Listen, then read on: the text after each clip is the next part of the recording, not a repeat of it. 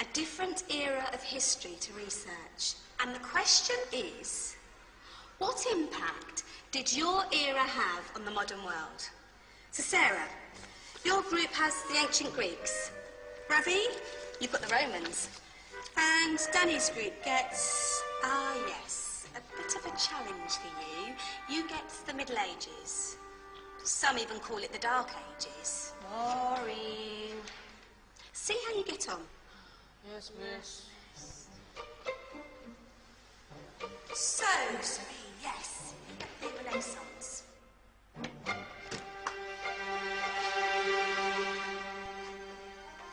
Is that the librarian? I guess so. How are the Dark Ages going to have anything to do with us? Excuse me. Sorry to bother you. What do you want? We need to find out what impact the Dark Ages had on the modern world. Never was a period of history so poorly named. Don't touch. It's priceless. And I suppose someone's been filling your head with the usual nonsense, eh? 1,000 wasted years. A black hole in history, am I right? Yeah, sort of. You see, it's always the same. You assume it was all mud, disease, death and destruction, with marauding mobs of barbarians ripping down the good of former civilizations, burning and plundering as they went. Nothing of any worth invented either, eh? Oh, no. Go on, Beatrice. Sorry to bother you. Come on, it's probably not worth it.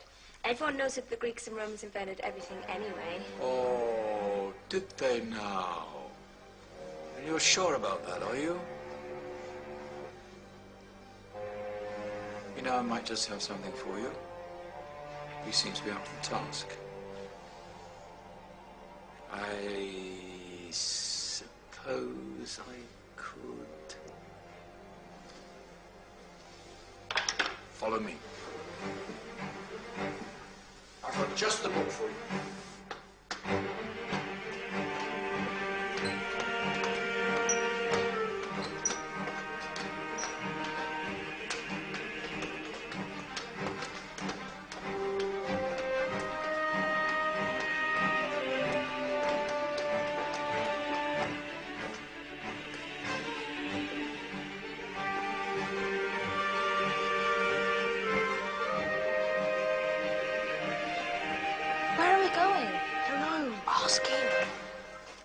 Excuse me, where are we going? From darkness into light, my young friend. From ocean onto land. There are things you should know. Oh, yes, indeed. Yes, indeed.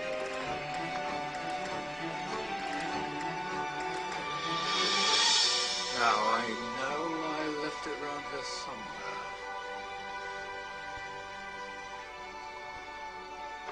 Ah! Here it is. Now, take a look. If you dare.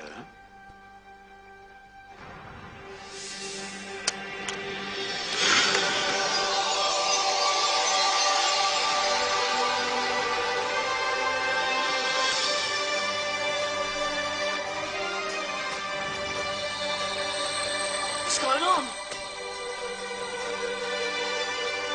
Welcome to the Dark Ages, or as it should be known, the Golden Ages. Who are you? I am Al-Jazari, engineer and ingenious inventor. I thought you said this was the Dark Ages. It doesn't look very dark. That's because it's all a matter of perspective, my soon-to-be illuminated friend. Of course, there are parts of the world that weren't dark at all, but in a civilization that stretched from Spain to China, the golden rays of discovery and invention shone over everything. What civilization? The Muslim civilization, my young friend. Through scholars and scientists of various faiths, some of the most important discoveries known to man were made at this time. Discoveries that drew on knowledge of the ancients, but have more connections with your modern world than you could possibly ever imagine. Like what? Well, all sorts of things. I've got to get a picture of this. I knew it was a good idea. Who are you?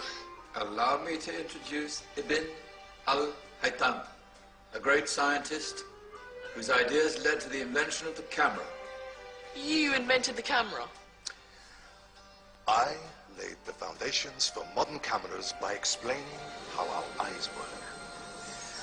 I found a way of projecting an image onto another surface through a small hole in a dark room, later called camera obscura. Think of all the things that evolved from this discovery. Cameras, cinema, all share the same principle. Cool. Look out below! Who's that? That's my good friend, Abbas ibn Farnas, Who gazed up to the heavens, passionate in his belief that man could fly. Whoa. Indeed, he dared to dream about flying 1,000 years before the Wright brothers. Do you know you all take your jet-setting holidays for granted, so it only seems fair to remember Abbas ibn Farnas. stand by. I'm ready for takeoff.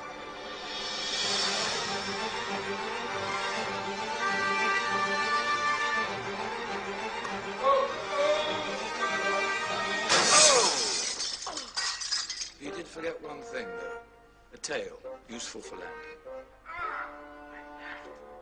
Is there a doctor in the house? Did someone call? Ah, my old friend, why don't you introduce yourself to my young guests? I am Abul Qasim al-Zahrawi. Many call me the father of surgery. Did you actually do surgery back then? Of course we did. In fact, many of the surgical tools that I invented are still used in your modern hospitals. Excuse me, a patient needs my attention. Scalpel? I think I may need some stitches.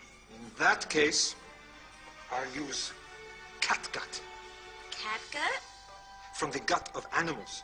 Perfect for stitching up internal wounds. Your surgeons are still using it today.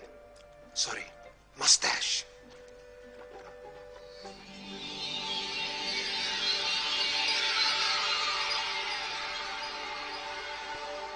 Who's she?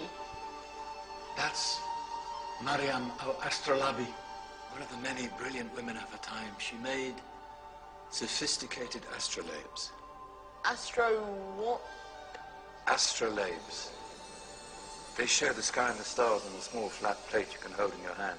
Think of them as ancient calculating or timekeeping devices. Today you have your watch, your compass, satellite navigation, helping people and explorers travel the world. Science at its brilliant best. And all these things were developed during the Golden Ages. Yeah, that's just the tip of the iceberg. There were thousands of other inventions covering all areas of life, and in the years that followed, their influence spread across the whole of medieval Europe. So you see, it wasn't so dark after all. What about you? Me? What did you invent? Well, I don't want to be big-headed, but I made some groundbreaking advances in engineering. I suppose my most significant discovery converted rotary motion into linear motion using a crank and connecting rod. It's essential in pumps and engines. In fact, I've no idea how the Industrial Revolution could have happened hundreds of years later without such a device. Well, I never get the credit I deserve. But my crowning glory was my amazing time-telling machine. My legendary elephant clock.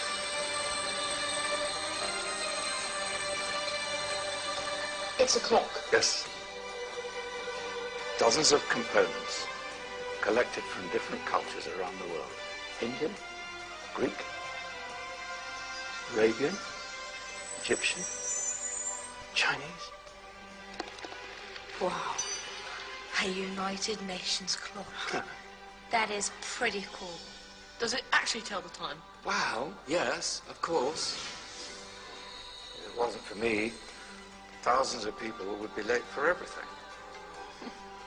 Speaking of time, we'd better get you back. And remember, Spread the word. This is the Golden Age, and I've only shown you a tiny part of this wondrous time. There are countless other scientists and inventions directly connected to your modern world. You're just going to have to find out for yourselves. No way.